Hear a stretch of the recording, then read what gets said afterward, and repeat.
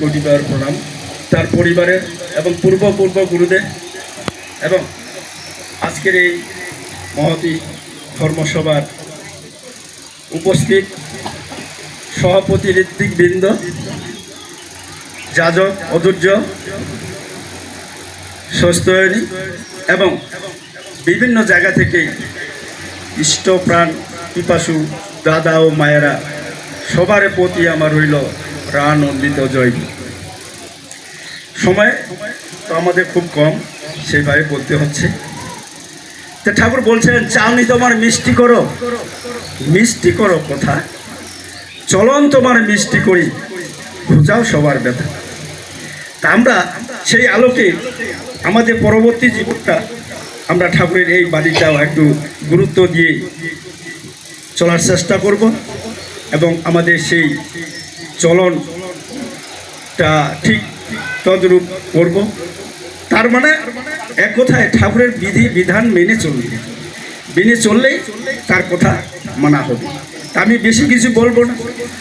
আমি এই সৎসঙ্গের মধ্যে একজন গোসাইদা নামে একজন প্রবীণ ব্যক্তি ছিলেন। তিনার আসল নামটা হলো বোধহয় জ্যোতিষচন্দ্র বন্দ্যোপাধ্যায় বোধহয়, যাই হোক আমার ঠিক মনে হচ্ছে না।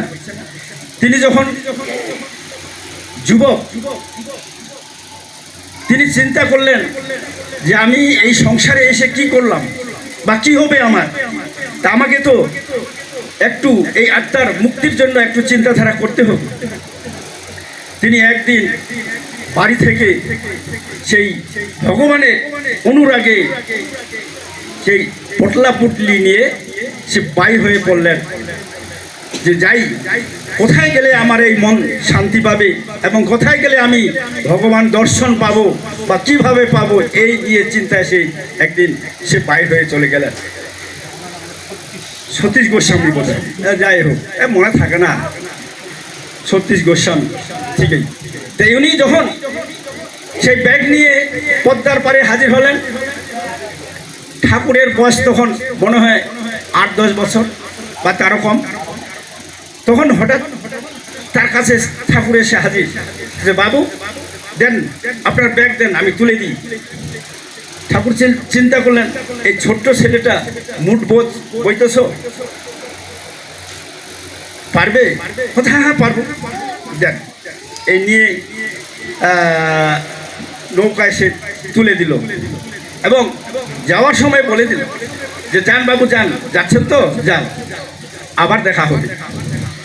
এই কথাটা ঠাকুর বললেন আর কি।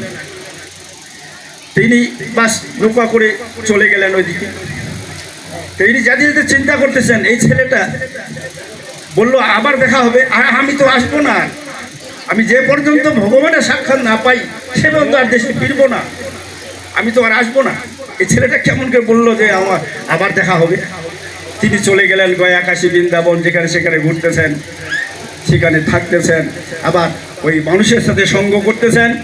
এই প্রশ্নই হলো কি, আমি ভগবানকে কিভাবে লাভ করব, কিভাবে ইয়ে করব, দর্শন পাবো, এটাই তার মনের একটা ধ্যান ধারণা। সবাইকে বলতেছেন, কিন্তু সবাই বলতেছেন যে আমরাও তারই আশায় আমরা বসে আছি, তারই আশায় আমরা এই জপ ধ্যান করতেছি, আমরাও তার ঠিকানা জানি না, কিভাবে পাবো। এইভাবে চিন্তা করছে, তাহলে কোথায় পাওয়া যাবে?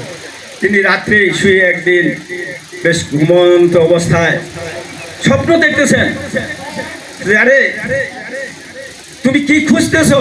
ভগবানকে। আরে ভগবান তো তোমার আশেপাশে ঘুরতেছে রে, তুমি দেখতে পাচ্ছ না? যাও, ফিরে যাও, তুমি ভগবানকে লাভ করবে।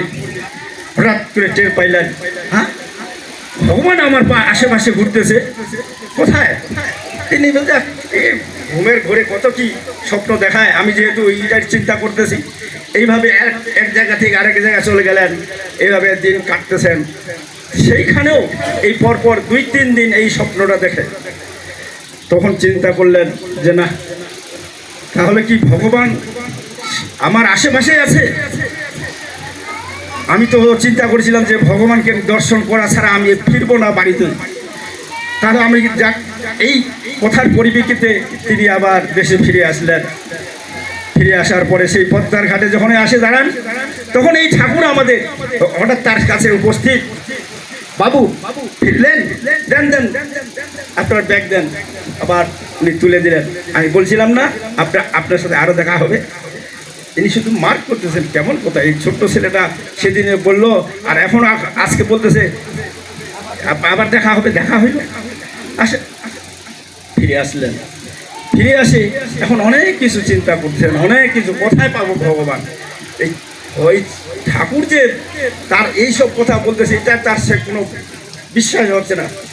সেখানে তিনি আবার স্বপ্ন দেখলেন, দেখো দেখো খুঁজো খুঁজো, পাবে, তোমার আশেপাশে আছে, তুমি চিন্তা করো না। এইভাবে তিনি ঠাকুরকে লাভ করেছিলেন। আমি সেই কথাটা বলছি। আজকে আমাদের এই তপন বাবু, কি নাম তপন না, তপু বাবু, আজকে যে উদ্দেশ্যে ঠাকুরকে গ্রহণ করে তিনি এই জীবনটাকে সার্থক করার জন্য তিনি যাচ্ছেন কোথায়, দেশ থেকে দেশান্তর মনে করেন, এটা একটা দেশান্তর, সেই চিটাগাং বা ঢাকা ইত্যাদি। তিনি তার উদ্দেশ্য যে তিনি বলছেন যে ঠাকুরকে, অর্থাৎ আমাকে কি করতে হবে, মানুষের মতো মানুষ হতে হবে। তাকে কি করতে হবে, লেখাপড়ায় উন্নতি করতে হবে। তার সাধনা বা তার যে ইচ্ছা, ঠাকুর কিন্তু তাকে পরিবহন করতেছেন, যেহেতু তিনি ঠাকুরের অনুসারী। তা আমি অনুরোধ করবো, বাবু তুমি কাটে কাটে ইষ্টভীতি করো করো, এবং এটা কি পাঠাও, কখন পাঠাও, মাসে মাসে পাঠাও। হ্যাঁ, খুব ভালো, এটা কিন্তু নিয়ম ঠাকুরের কাছে মাসে মাসে মাসে পাঠাও। কত করো? 5 টাকা। ধন্যবাদ। আজকাল তো 1 টাকা করলে একটু খারাপ লাগে। হ্যাঁ, 5 টাকায় পাঠাতে হয় কমপক্ষে। যদি পারো পরবর্তীতে বাড়াবে, তবে বাড়া যাবে কিন্তু কমা যাবে না, কমা যাবে না, এটা মনে রাখবে। যে যাক, ধন্যবাদ। তোমার উদ্দেশ্য সফল অবশ্যই হবে। ঠাকুর তোমার উপর নির্ভর করেছেন এবং তোমাকে সাকসেস হওয়ার জন্য ঠাকুরের বিধানটাও তোমাকে মানতে হবে। এই সেই জ্যোতিষ গোস্বামী যখন ফিরে আসলেন, ফিরে আসার পরে ঠাকুরের এমন দিন সেই কথাবার্তায় ঠাকুরের সান্নিধ্য লাভ করলেন। জ্যোতিষ গোস্বামী ছিল ঠাকুর থেকে অনেক বয়সে বড়, কিন্তু তিনি তখন ঠাকুরকে গ্রহণ করে তিনি গোসাই নামে পরিণত হলেন। যাক, এটা ওই কুষ্টিয়া যেহেতু